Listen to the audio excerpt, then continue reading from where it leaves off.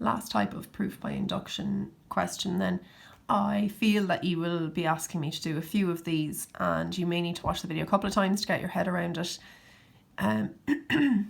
So I want you to prove by induction, which means that you have to have your 4 steps. Now there'll be a lot of marks going for those 4 steps. Even if step 3 doesn't work out perfectly, you know, you'll still get an awful lot of marks if you have gone through the proper structure. And hopefully your logical reasoning, your abstract reasoning is becoming better and better as we are doing this. Because to prove something means usually that you'll have to use some algebra in order to do it, and that it has to make logical sense. There has to be a logical sequence to what you're doing. So when we get to step 3 here, I'm hoping that you find the logical sequence in which I do things, that you understand them. Step 1. Prove the proposition is true for the lowest value of n. Now, n is a natural number and the lowest one is 2 actually in this situation. So we're going to prove true for n equal to 2. So, is 4 to the power 2 greater than 4 times 2 plus 1? So that's 16 greater than 9. Yes, true. So proposition is true for n equal to 2. Step 1 done. Step 2.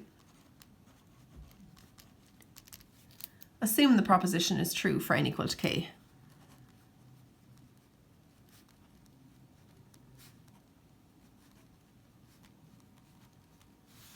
Anywhere you had an n, throw in a k.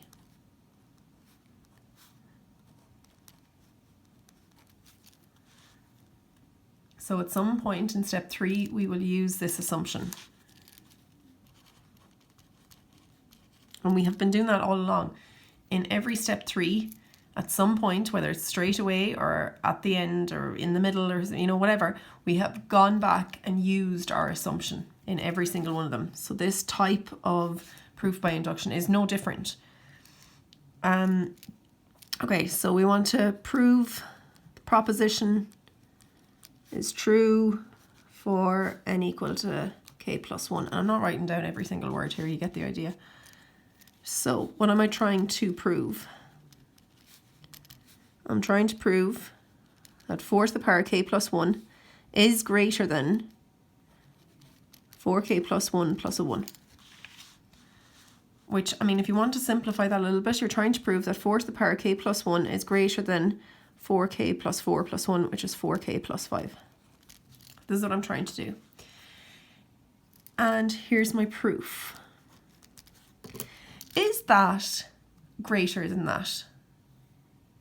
I mean, if I take my time and I have a look at this, do you think the left-hand side is greater than the right-hand side?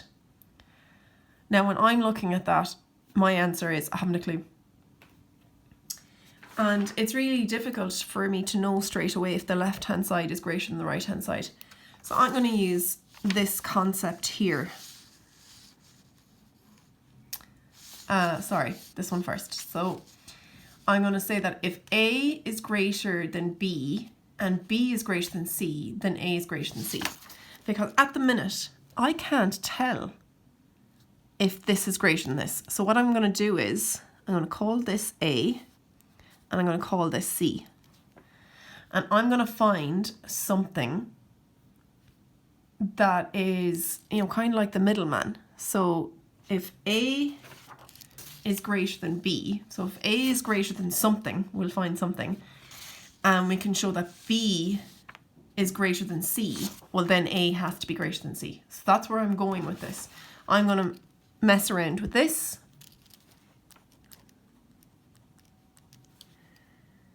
Now, 4 to the power k plus 1, what is that made up of?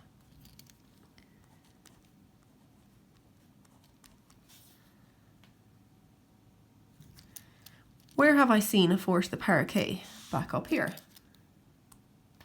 And this is where I'm going to try and use this idea. So if I take my 4 to the power k and I multiply it by 4, so I'm using my proposition now, we always will use this, then 4 times this is definitely going to be greater than 4 times that. So A is definitely greater than 4 times this. I hope you understand what I just did there. So I'm going to repeat it again, just in case. So I'm going to take the A and I'm going to rewrite it. When it's rewritten, have I seen a 4 to the power k in my assumption? Yes, I have. Well, is 4 times this definitely greater than 4 times this? Yes, that's what we looked at in the last video. It was number 4 in the last video. So this is definitely true.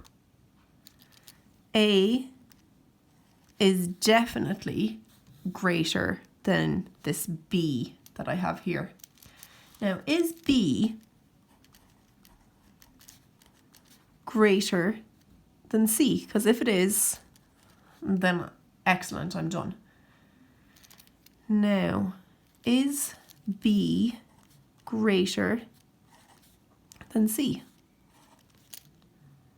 Because if B is greater than C, then I've proven that A is greater than C. I'm actually going to work this out and tell you the values of K for which B is greater than C. I can't do anything else, so I'm going to just work with that. So I'm going to subtract 4k, bring it over, it becomes minus. That gives me 12k. And I'm going to bring the 4 over. That's a 1. K is greater than a 12th.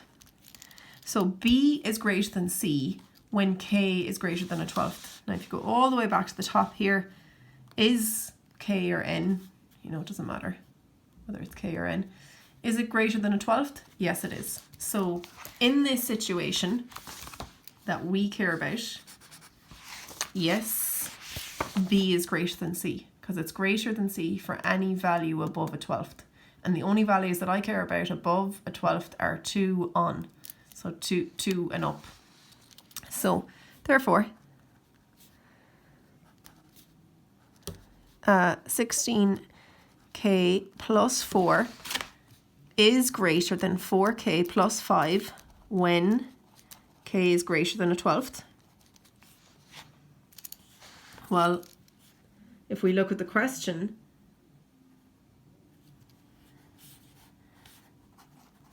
but k has to be greater than or equal to 2.